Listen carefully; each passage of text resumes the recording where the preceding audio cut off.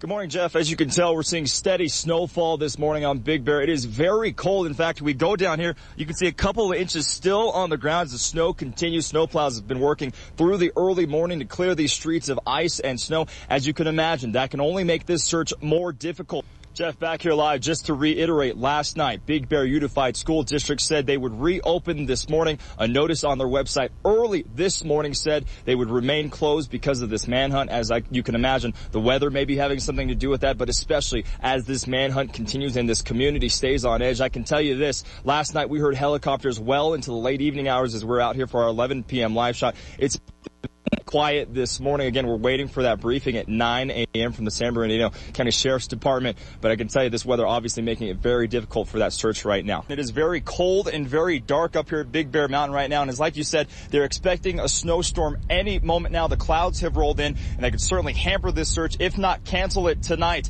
Now, here's the other big news from that press conference earlier tonight. Authorities said they will reopen schools and the ski resort tomorrow morning. Perhaps a small sign that things are starting to get back to normal.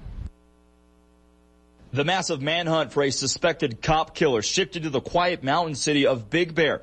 San Bernardino Sheriff's deputies found the truck of Christopher Dorner, an ex-member of the LAPD and Navy, burned out on the road between Snow Summit and Bear Mountain ski resorts. That drew hundreds of law enforcement officials to the mountain. Well, we were working and we saw all the helicopters because yesterday they had a controlled burn, and so I just figured out there's a fire now because you could see the smoke. And then there was one helicopter, then two, then three, then four, then five. Then there was like up to 8 helicopters. The search put schools on lockdown and shut down the ski resort as heavily armed officers went door to door searching for Dorner. While alarming, the extra police presence gave some people a small peace of mind in a terrifying situation. I love it. I mean, it makes me feel safe. It should make all the residents up here feel safe. That they're not going to quit until they find the guy, whether the weather gets him that's coming in tonight or whether they get him. While officers secured the community, helicopters dropped crews onto the mountain to follow any trace of Dorner. We did find some tracks around the vehicle, but they did not lead to the suspect. We're continuing to work with our partners. There's a number of folks here with us today.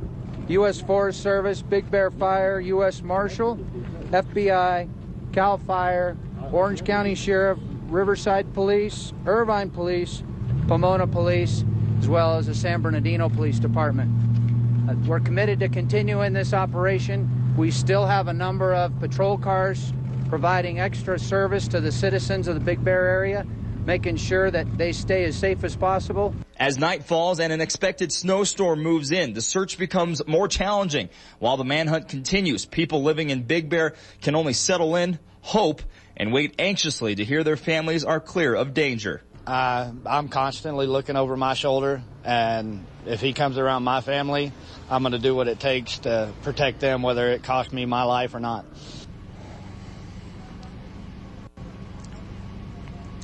Now, John Karen, back out here live. I know you may not be able to see it, but we're starting to see some small snow flurries. So obviously that weather starting to take effect. Now, ground crews are still going door to door. They told us in that press conference they've searched over 200 homes. They plan to continue through the night. So obviously this big push to keep this town safe. Reporting live, Greg Lee, News Channel 3, Big Bear.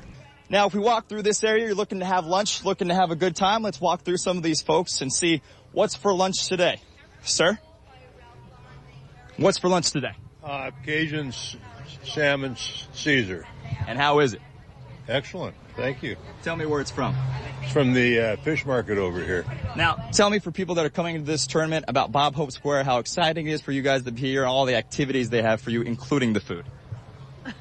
Wow. I didn't imagine to see such a nice setup as this with the gear and the shops and all the food and the wine bar over here. It's great.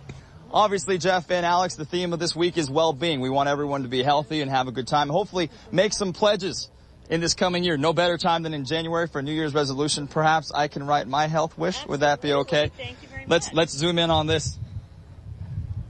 If I can open my pen. Click!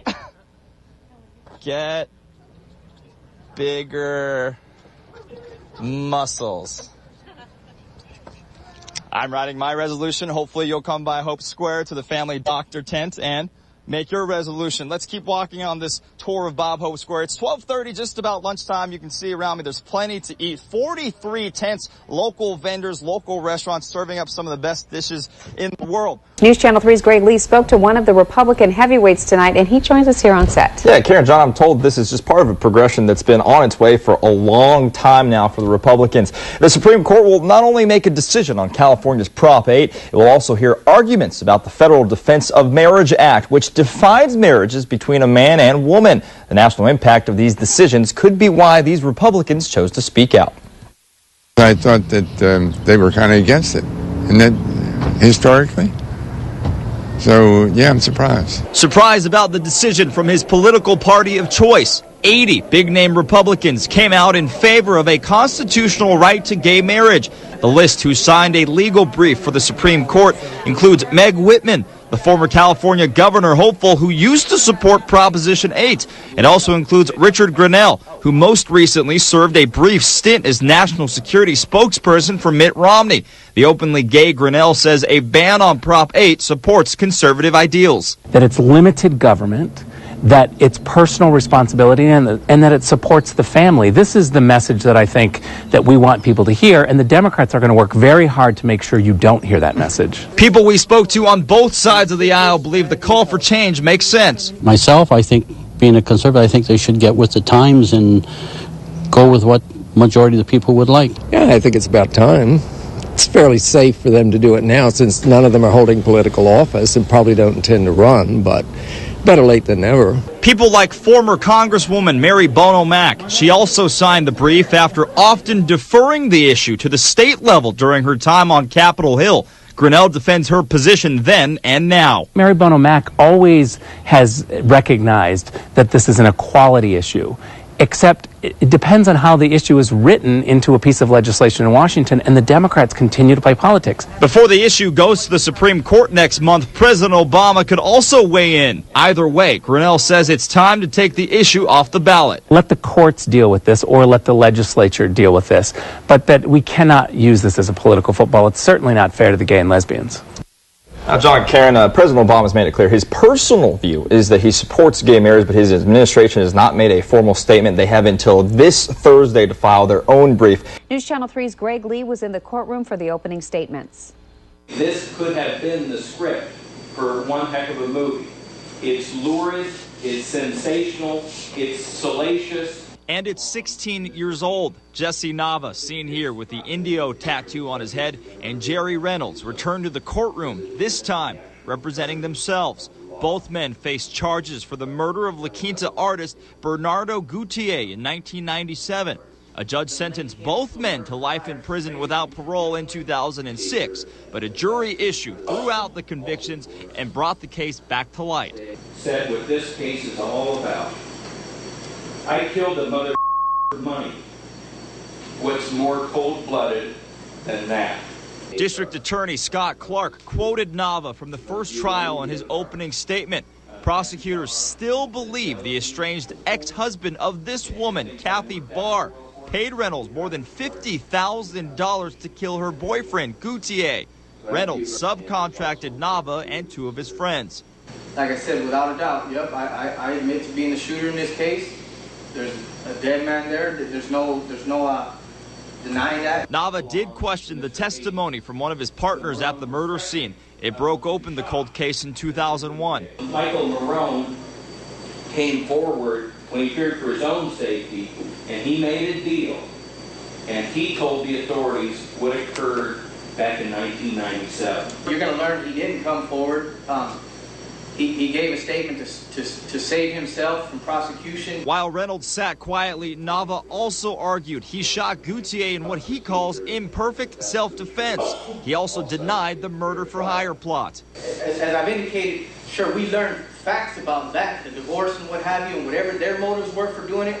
My intention when I went to the house was simply to collect money owed to me for a hard deal gone bad. Before the jury entered the courtroom, Mr. Nava asked for the trial to be delayed. He said he didn't have enough time to meet with his investigator or prepare for the case. The judge denied the request. Witness testimonies are expected to continue until at least next week. At the Larson Justice Center, Greg Lee, News Channel 3, Indio.